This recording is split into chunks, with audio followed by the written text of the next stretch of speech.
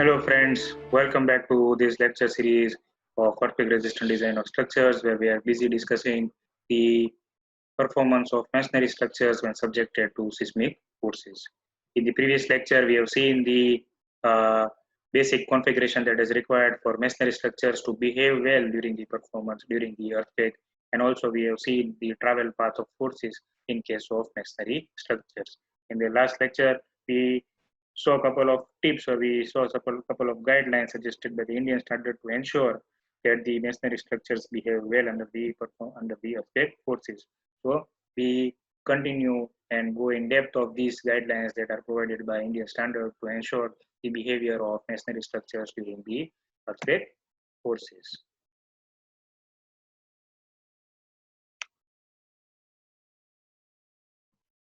Right. So as we have discussed in the last lecture, that brick basically is a brittle material, and as a result of that, it is the most vulnerable type of material and most vulnerable type of structure which is likely to undergo deformation in case of strong earthquake shaking. So brick masonry buildings have large mass and hence they attract large horizontal forces during the earthquake shaking. Because as we have discussed in previous lectures also, the calculation of earthquake forces where BB is equal to H into W, where W is equal to dead load plus 0.25 LL, which is known as the seismic weight of the structure. So the more the dead load is going to be there, more the seismic force is going to be there on your building, right? And the dead load is dependent upon the size of the building and the load that is applied on this particular building. So if the mass of the building is large, then as a result of that, the amount of seismic force to be generated is also going to be large. So these develop when these large seismic forces will be acting on the masonry structures, then large will develop numerous cracks under both compression and tensile forces caused by earthquake shaking. The focus of earthquake resistant masonry building construction is to ensure that these defects are sustained without major damage or collapse during the time of earthquake. An appropriate choice of structural configuration can help us achieve this particular goal. So now when you talk about the structural configuration, then in the previous lecture, we saw that couple of guidelines were given where the first guideline was that the entire structure should behave as a box section, and box section can be achieved by interlocking of the walls. Then introduction of horizontal bands along the height of the building, such as the seal band, lintel band, roof band, gable band, right? And also, if necessary, the door and size of the doors and windows should be limited, and also in that case, the location is also important. Then the aspect ratio, that is height to thickness, length to height ratio should also be limited so that the toppling or out of plane bending of the wall is provided. And lastly, the suggestion was introduction of vertical reinforcing bars at the corners in order to ensure the interlocking of the walls. So these are these different aspects that different guidelines that are suggested by the Indian standard in order to ensure a sound structural configuration is available for masonry buildings. So we are discussing the same. The structural configuration of masonry buildings include aspects like overall shape and size of the building, distribution of mass and horizontal lateral load resisting elements across the building.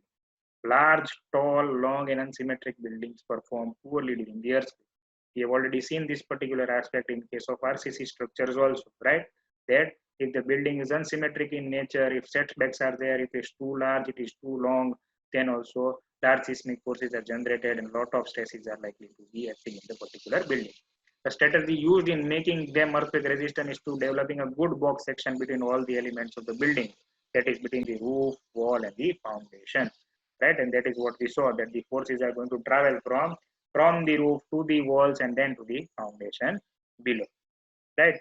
Now as you can see in this particular figure that is there, then a particular horizontal element is included just above the window or the opening of the house, that is the door and the window both, and that is shown as lintel band. This is the introduction of horizontal band as recommended by the Indian standard code. And that what is the purpose of providing this band is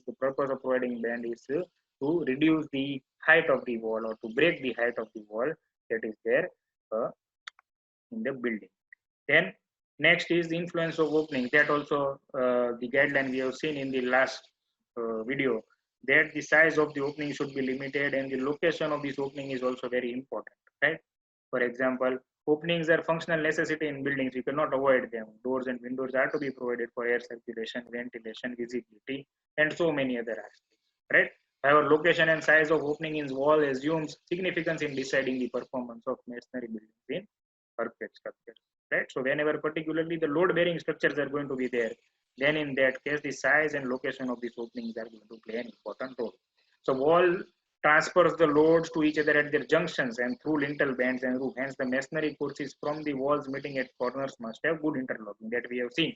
That in order to ensure that good box section happens, then in order to ensure a good effect of box section, then interlocking between the masonry at the corners is necessary.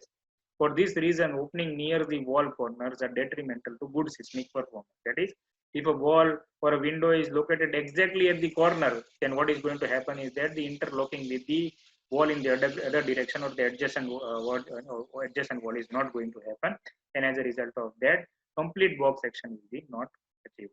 Openings too close to wall corners hamper the flow of forces from one wall to other.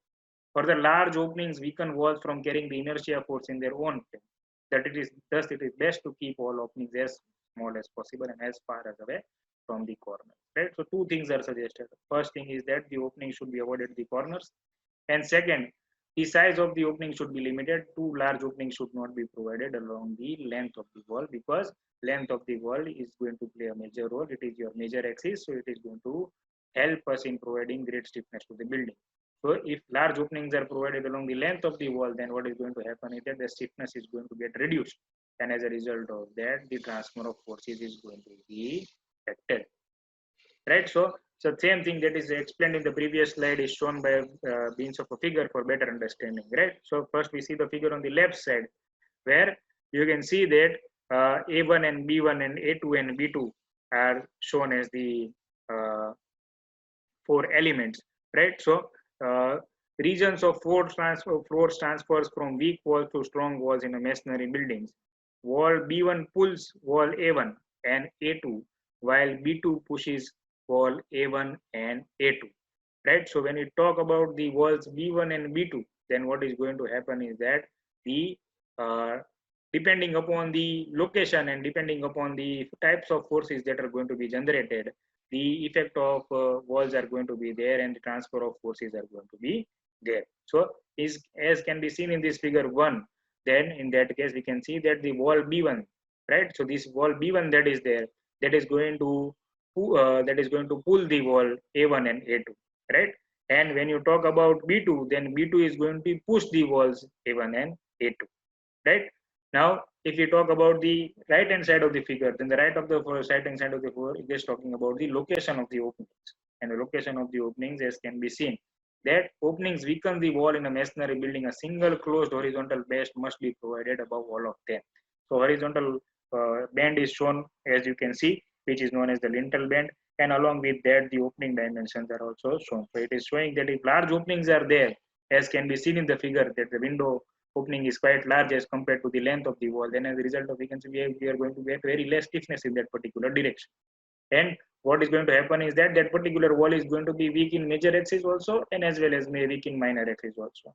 If this horizontal band is not provided, then definitely it is going to fail under the effect of earthquake forces, and as a result of that, the cracks are likely to be formed in this particular wall. Right? When you talk about earthquake resistant features that are necessary to ensure good performance of masonry structures, then as we have seen in the last lecture, several earthquake resistant features are included. So here that Indian standard suggests a number of earthquake resistant features to develop good box section in masonry buildings and to improve their seismic performance.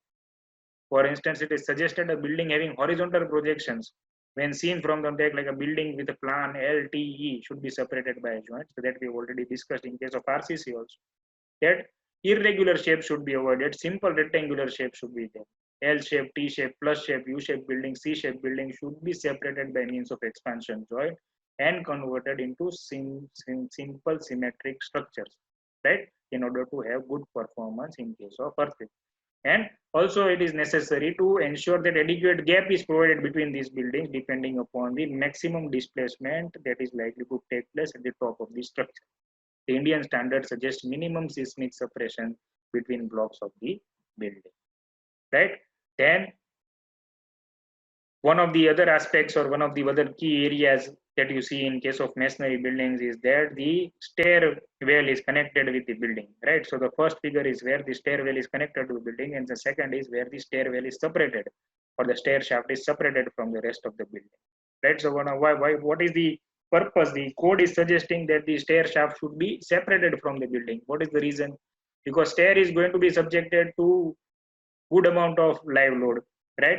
So the live load that we consider for stair is 3 kilonewton per meter square or 5 kilonewton per meter square. In addition to that, it is going to have floor finish, it is going to have its own thickness, right? So as a result of that, what is going to happen is that this stair shaft is going to attract large amount of earthquake forces. Why it is going to attract large forces? Because the mass is more in this particular area. The concentration of mass is more, then the seismic forces are also going to be more in this particular area. As a result of that, what is going to happen is that when the transfer of seismic forces will take place through these particular junctions, then as a result of that, the connection, the places where the connection of stair is done with that of the adjacent building, then in that case, the possibility is that the cracks will develop, right? So in order to ensure that the other portion of the building remains unaffected, it is suggested that the stair shaft should be separated by some amount, and the minimum gap should be provided between the stair shaft and the adjacent or the remaining part of the building. So this will ensure that the forces that are traveling from the stair shaft do not get transferred to the adjacent walls and do not create unnecessary stresses in the building. So these forces from the stair will directly travel from the stair shaft to the columns, and from the columns to the foundation, and from the foundation to the soil below. So the adjacent building will remain unaffected. Thanks for watching the video.